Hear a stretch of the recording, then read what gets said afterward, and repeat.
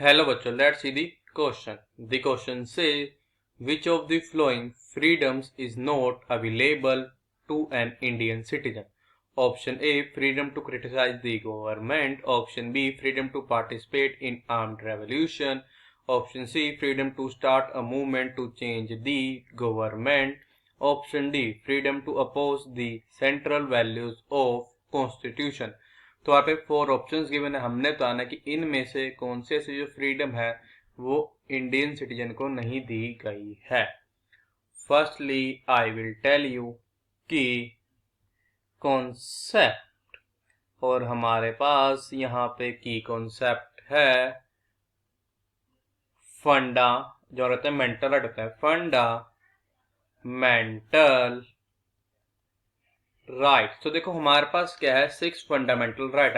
हमारे पास first fundamental right कहता है राइट टू इक्वलिटी, मीन सारे क्या है, बराबर है।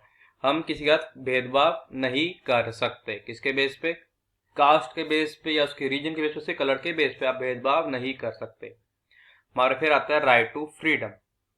देखो आपके पास एक राइट क्या है, फ्रीडम का है, जो कि हमें किसने दिया, हमारे इंडियन कॉन्स्टिट्यूशन से हमारे को मिला है। यहाँ मिलता है right to freedom of expression and speech, कि आप अपने आप को एक्सप्रेस कर सकते हो। अगर आप चाहो तो गवर्नमेंट की पॉलिसी को क्रिटिसाइज भी कर सकते हो। ये आपके पास क्या है, राइट है। फिर आता है राइट अगेंस्ट एक्सप्लॉयटेशन। मान लो आपके साथ कुछ बुरा हुआ है, आपके किसी ने कोई भेदभाव करा है या आपके किसी ने छेड़खानी करा, तब पे राइट है कि आप उसके अगेंस्ट बोल सकते हो। ये आपको राइट गिवन है, आप उसके अगेंस्ट लड़ सकते हो, आप उसके खिलाफ कोर्ट में केस भी कर सकते हो। फिर आता है right to freedom of religion. अब देखो ये आपकी चॉइस, आप किसी मर्जी रीजन को फॉलो करो, चाहे वो हिंदू हो, चाहे वो मुस्लिम हो, चाहे वो सिख हो या ईसाई हो। ये आपका फ्रीडम दी हमारे कॉन्स्टिट्यूशन ने आपको। फिर आता है राइट टू कॉन्स्टिट्यूशनल रेमिडिटीज। मान लो आपके गवर्नमेंट ऐसा बात चल रही, गवर्नमेंट मान लो यूसीसी लेके आ रही है, यूनिफॉर्म सिविल कोड। अब मान लो कई लोग कह रहे हैं कि ये क्या कॉन्स्टिट्यूशन के अगेंस्ट है, तो ये आप पे राइट है। मान लो यूसीसी हमारा पास हो जाता है दोनों हाउसेज से, लोकसभा एंड राज्यसभा। अब मान लो यूसीसी के मान लो तहत क्या होता है, अगर किसी सिटीजन को ये लगता है कि इससे मेरा कोई फंडामेंटल राइट जो है वो इससे प्रभावित होगा, मीन्स वो इससे इफेक्ट होगा, मुझे मेरा फंडामेंटल राइट नहीं मिलेगा, तो वो कोर्ट में जा सकता है इसके अगेंस्ट।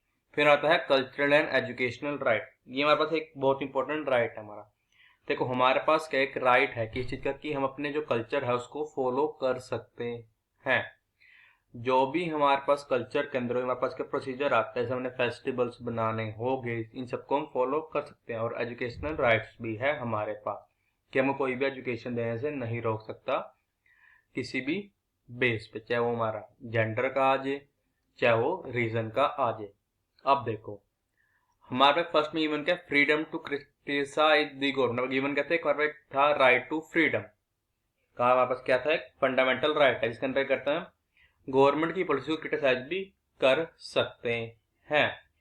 ये हमारे को क्या है, राइट दिया है हमारे इंडियन कॉन्स्टिट्यूशन ने। फिर हमारे पास आता है freedom to participate in armed revolution. देखो ये क्या पास है ना, कि हम आर्म्ड रेवोल्यूशन में पार्टिसिपेट कर सकते हैं, ये हमारे पास फ्रीडम नहीं है। ये आर्म्ड रेवोल्यूशन सिर्फ वही पर्सन क्या पार्टिसिपेट कर सकते हैं जिनको क्या है, जिनको जो है गवर्नमेंट परमिशन देगी, वही इसमें करते हैं पार्टिसिपेट कर सकते हैं। फिर अब आता है freedom to start a movement to change the government. हाँ देखो आप एक फ्रीडम ऐसे मूवमेंट को स्टार्ट कर सकते हो, लेकिन आपको शांतिपूर्ण करनी पड़ेगी वो मूवमेंट, ताकि फिर गवर्नमेंट को एक उसके खिलाफ एक मूवमेंट चला सकते। वहां पे फ्रीडम ऑफ क्या आता है, right to freedom of speech and expression.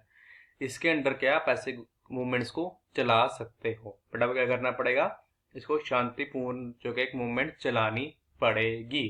फिर अब आता है freedom to oppose the central values of the constitution. मान लो जो पे क्या तक राइट अब तक इसका कॉन्स्टिट्यूशनल रेमिडिटीज का, अगर हम उसकी बात करें, मान लो कॉन्स्टिट्यूशन कोई ऐसा मान लो बिल पास हो जाता है हमारा, किसमें, राज्यसभा में एंड लोकसभा में। अब मान लो जो बिल है वो तो कॉन्स्टिट्यूशन के वापस आए ना, कॉन्स्टिट्यूशन का एक प्रॉपर प्रोसेस था कि जैसे बिल पास होगा उसके बाद जाके इम्प्लीमेंट होगा।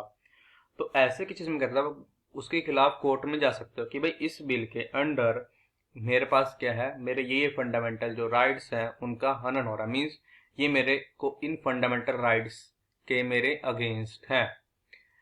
तो देखो अगर हमने इन सबको डिस्कस करके आ जाएगा कि जो हमारा ऑप्शन बी है ये क्या है, करेक्ट ऑप्शन है। So the final answer is option B is your correct option. I hope you understood it well. All the best. Thank you.